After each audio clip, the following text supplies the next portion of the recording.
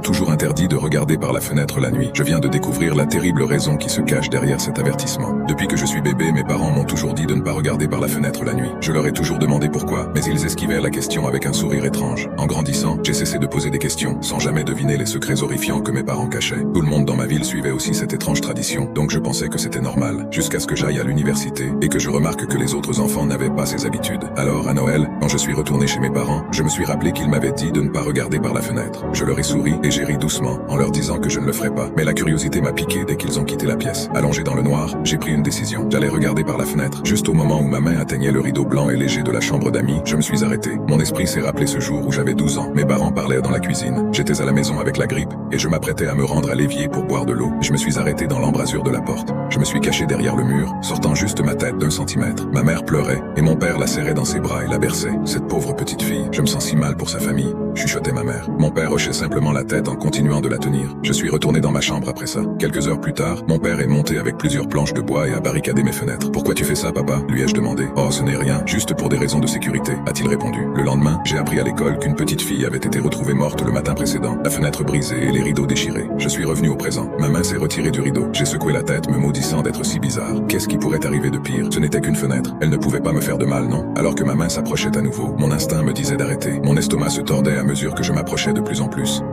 Juste au moment où j'ai touché le rideau, un hurlement douloureux est venu de la forêt entourant la maison. J'ai sursauté, décidant de simplement m'allonger et essayer de dormir. J'avais oublié à quel point il était difficile de dormir dans ma ville natale. Chaque nuit, des coyotes hurlaient pendant des heures partout en ville, ou du moins je pensais que ce n'était que des coyotes. La nuit suivante, je me suis réveillé en sueur froide. J'ai regardé le réveil à côté de mon lit. Il était minuit. J'ai grogné et me suis assis sur le lit, un grondement bas venant de l'extérieur de ma fenêtre de chambre. Je repensais à la nuit dernière et j'ai décidé que j'avais pris ma décision de regarder dehors. J'ai lancé mon bras vers le rideau et l'ai tiré brusquement, presque en le déchirant de la tringle. Je me suis aplati contre le mur à côté du lit pendant un moment avant de placer un œil devant la fenêtre. J'ai immédiatement regretté ma décision en entendant des griffes cliqueter sur la maison. Je me suis précipité hors du lit, tombant sur le sol. Je me suis relevé et suis retourné sur le lit. J'ai collé mon visage plus près de la fenêtre alors que le bruit se rapprochait de plus en plus. Il s'est soudainement arrêté pendant une seconde avant que la créature la plus terrifiante n'apparaisse de l'extérieur, émettant un horrible cri. Je ne pourrai jamais oublier son visage, ses yeux creux qui dégoulinaient d'une sorte de substance noire, comme du goudron, et ses lèvres retroussées en un horrible sourire, ses dents tachées de sang et acérées comme des rasoirs. On aurait dit qu'elle avait 4 membres, les 2 de devant frappant la vitre avec force. Alors que j'étais figé devant la fenêtre, terrifié, mes parents ont fait irruption dans la pièce. Mon père tenait un fusil de chasse. Il s'est avancé vers mon lit et m'a tiré de la fenêtre. Il a pointé son fusil sur la créature et a tiré une balle. La chose s'est enfuie, laissant la fenêtre presque complètement brisée. Mince alors, fiston, c'était une tâche simple. Ne regarde pas par la fenêtre, c'est si difficile que ça. Mon père m'a crié dessus. Je ne comprenais pas ces mots. J'étais assis par terre, les bras et les jambes écartés, complètement sous le choc. Qu'est-ce que je viens de voir? Ma mère a couru à la porte de la chambre. Elle avait les larmes aux yeux. Tout le monde va bien? A-t-elle demandé. Oui,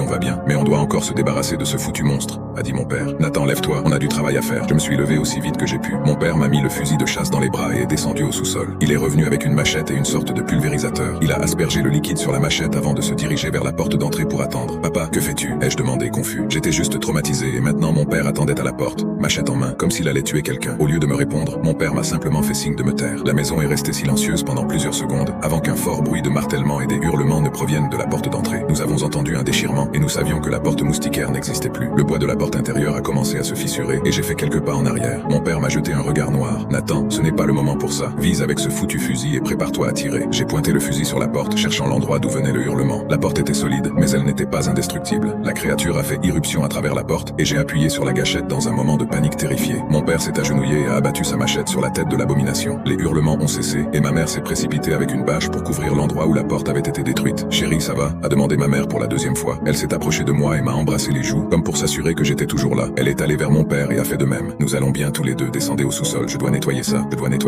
Pourquoi le sous-sol? Ai-je demandé. Tout se passait à la vitesse de la lumière et je ne pouvais m'empêcher de me poser des questions sur tout ce qui se passait en ce moment. Descendons juste au sous-sol. Mon père doit nettoyer, a dit ma mère en me prenant par le bras et en me tirant vers le sous-sol. Nous sommes restés assis sur le canapé là-bas pendant ce qui m'a semblé des heures avant que mon père n'entre et ne range la machette. Il s'est assis sur la chaise en face de nous avec un soupir épuisé. Nous sommes restés tous les 3 en silence pendant quelques minutes. Pendant ce laps de temps, mon cerveau a été capable de formuler une phrase cohérente. Papa, c'était quoi cette chose? Il a simplement levé les yeux vers moi, les yeux sombres, et a dit: d'où crois-tu que venait ce hurlement?